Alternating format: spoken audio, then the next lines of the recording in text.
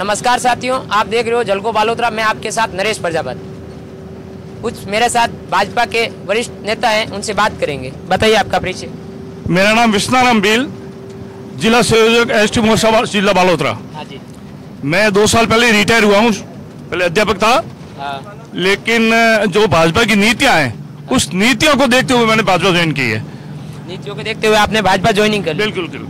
नीतियों में ये खुली बात है कि मेरे गांव की समस्या है कि 2018 में हमारे डाणी में पानी आ रहा था। हाँ। और दिसंबर 2013 से आज दिन तक अभी पानी शुरू हुआ। बीच में पानी कांग्रेस सरकार में आया ही नहीं है। 2018 से 23 तक पानी नहीं आया। 2018 से 23 तक पानी नहीं आया। अभी वापस पानी शुरू हो गया। 24 में। हाँ, 24 में शुरू हो गया। जो बीजेपी सरकार आई, पानी शुरू हो गया। अच्छी बात है। हमारे क्या है कि SC ST और OBC, hello, SC ST OBC वालों को क्या करते हैं कि ये दूसरे कांग्रेस वाले गुमराह कर रहे हैं कि आपका आरक्षण खत्म कर देंगे, ये कर देंगे, ये कर देंगे। ऐसी कोई बात ही नहीं। आरक्षण लागू इसने किया था, माननीय भैरव सिंह शेखावत जी। बीजेपी सरकार में तो आरक्षण लागू हुआ है पंचायत राज में। पहले था भी तो कहा था। ये तो लोगों को गुमराह कर रहे हैं। हम अब सब समझते हैं, अब सब एजुकेटेड है, सबको समझ आ गया है कि कौन हितैषी और कौन हितैषी नहीं है।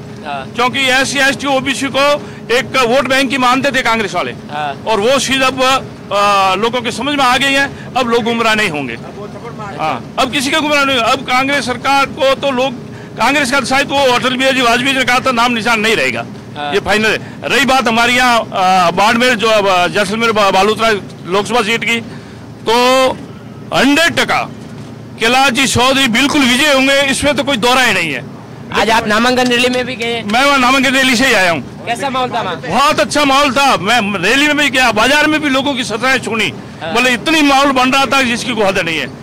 तो जीतना तो इनको है ही, लेकिन मैं तो ये कह रहा हूँ कि 5 लाख से ज्यादा से जीतेंगे, ऐसा लग रहा है। 5 लाख से ज्यादा से जीतेंगे, प्लस में रहेंगे, ये लग रहा है। त्रिकोणीय मुकाबला नहीं हो सकता है? त्रिकोणीय मुकाबला कुछ नहीं है। रविंद्र सिंह जी की ऐसी हालत होगी यार, क्या बात कहते हो। जसवंत सिंह जी जो 3 बार मंत्री रह चुके, विदेश मंत्री रह चुके, विदेश, वित्त और रक्षा, 3 बड़े मंत्री रह चुके।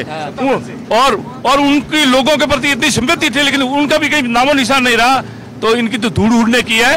ये तो शिव के लिए बहुत खतरनाक पैदा हुए रविंद्र जी।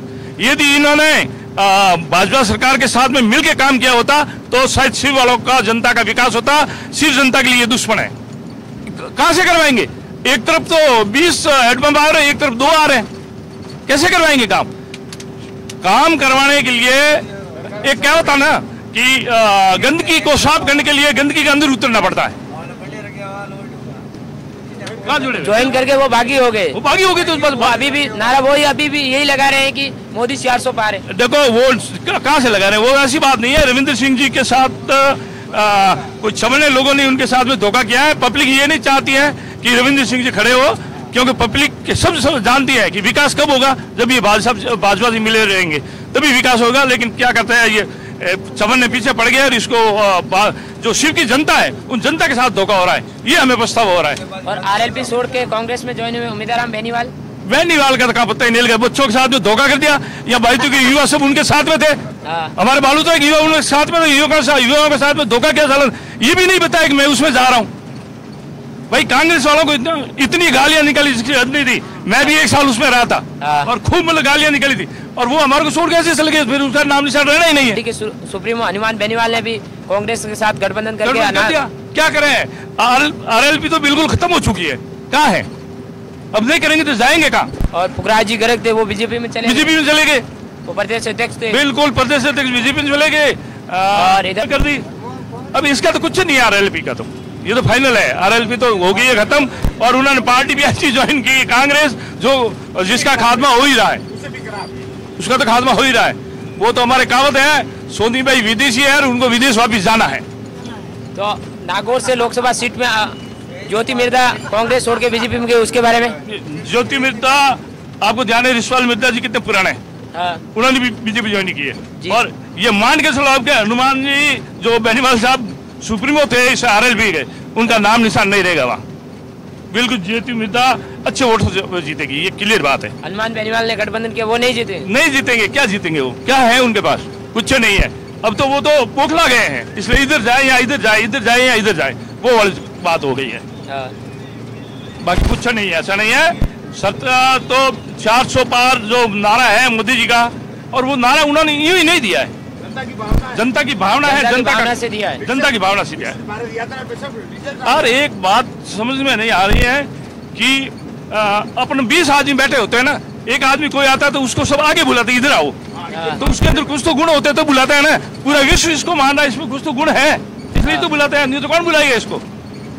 ऐसा ये तो एक अवतार है हिंदुस्तान को तारने के लिए, ये अवतार है, वाकई में अवतार है मोदी जी। ये किसके लिए निकटा कर रहे? एक इसकी माँ जब एक्सपायर हुई है, माँ से बड़ा कुछ नहीं होता है, आप गए और यही शादी ले जाके दाह संस्कार के वापिस राजनीति अपने देश को संभालने में लगे। क्या बात करते हो? हाँ, कार्यक्रम में गए थे पश्चिम बंगाल, गए थे ना, तो फिर ऐसे प्रधानमंत्री तो कहाँ देश को मिलने वाले हैं? ऐसा प्रधानमंत्री तो नहीं मिला है और नहीं मिलेगा, मुझे तो ऐसा लग रहा है। बहुत भाग्यशाली है हमको ऐसा प्रधानमंत्री हमारे को मिला। कह रहे हैं विदेश वाले कि मोदी जी यहाँ आ जाओ, लेकिन नहीं।